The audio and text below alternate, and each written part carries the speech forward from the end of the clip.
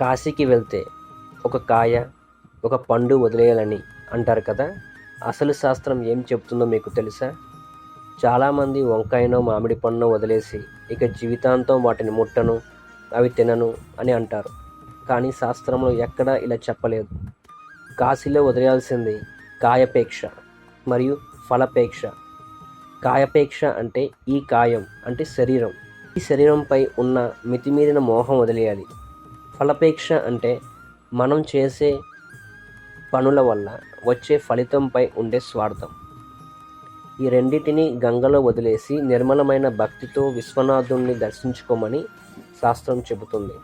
కాలక్రమేణా కాయపేక్ష కాస్త కాయగా, ఫలపేక్ష కాస్త పండుగా మారిపోయాయి. కేవలం వంకాయనో, అరటిపండునో వదిలేస్తే పుణ్యం రాదు.